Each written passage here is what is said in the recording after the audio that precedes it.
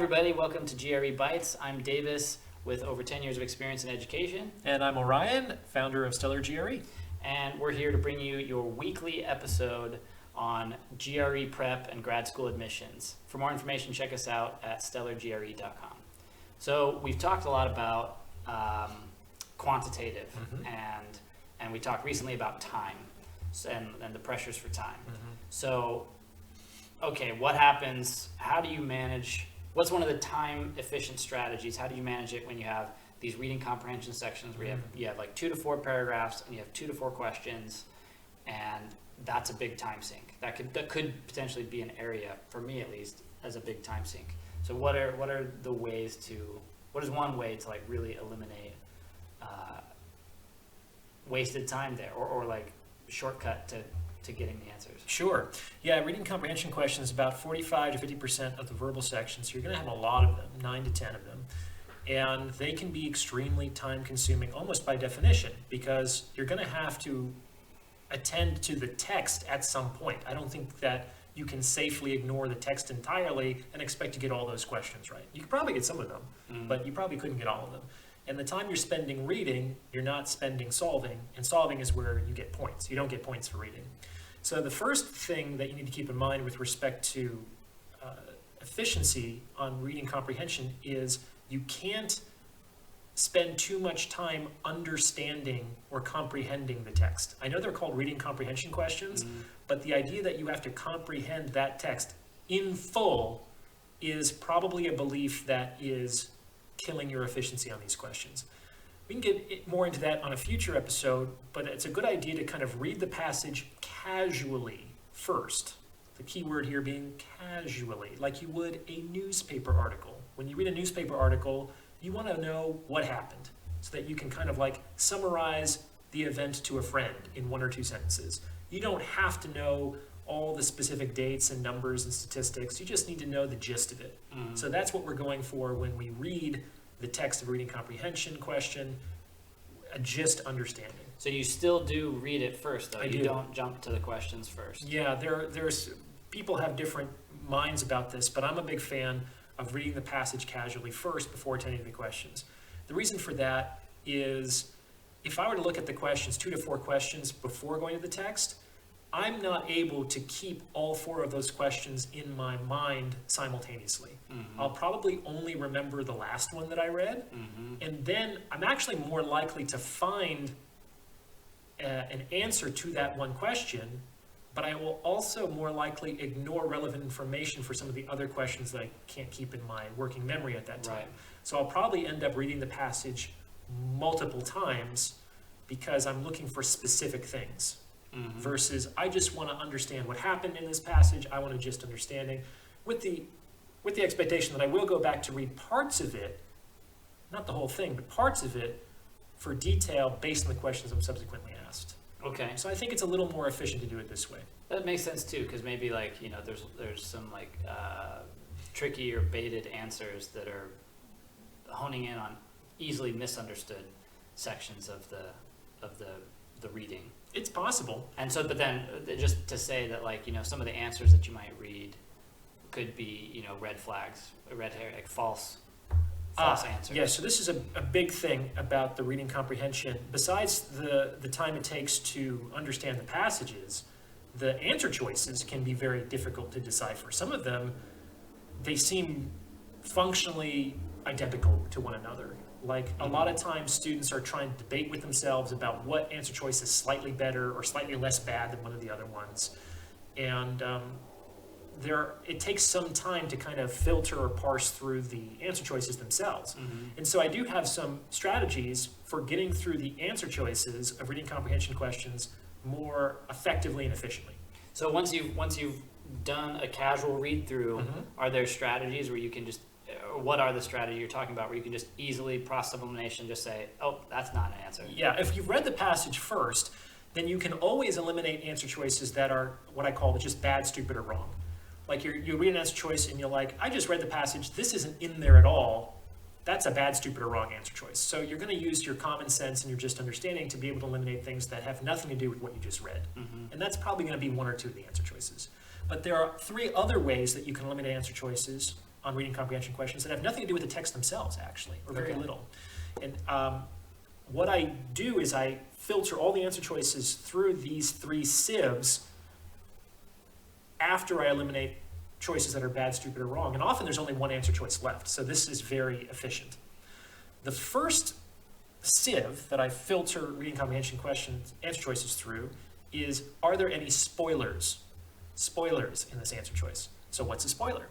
So a spoiler is a small word, it's usually an adjective or an adverb, like a modifier, that makes an otherwise defensible answer choice too extreme and therefore wrong.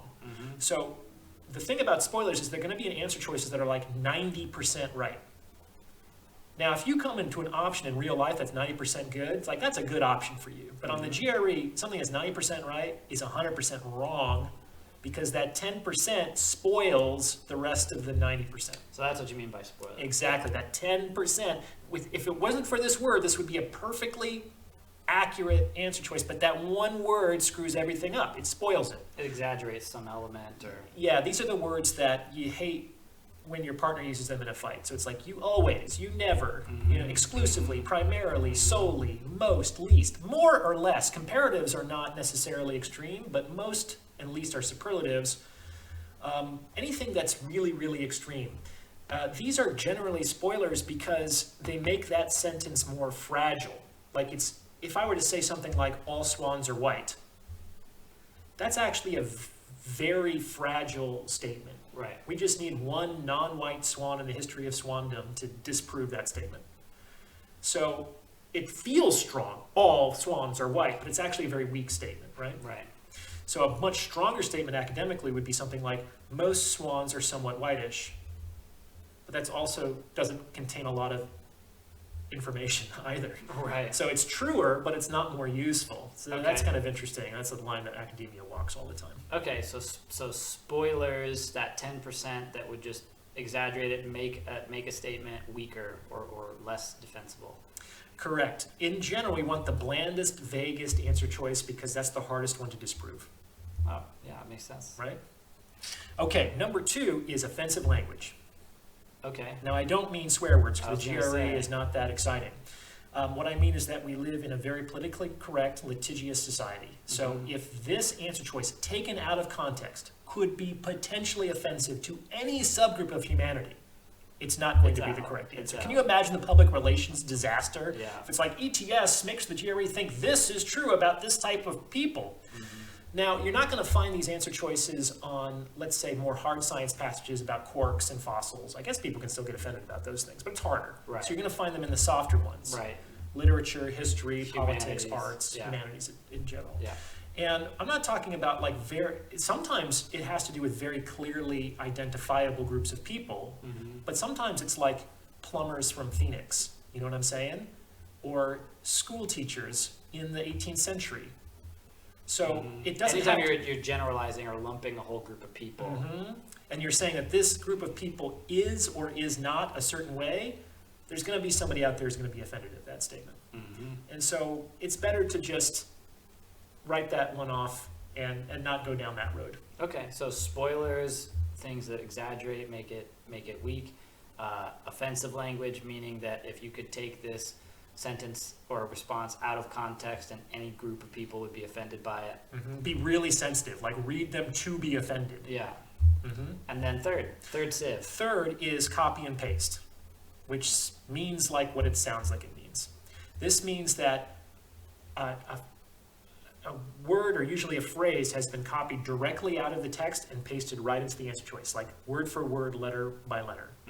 And the reason why this is a trap is because if that answer choice were correct, it would actually cease to be a reading comprehension quiz. It would be an eye exam.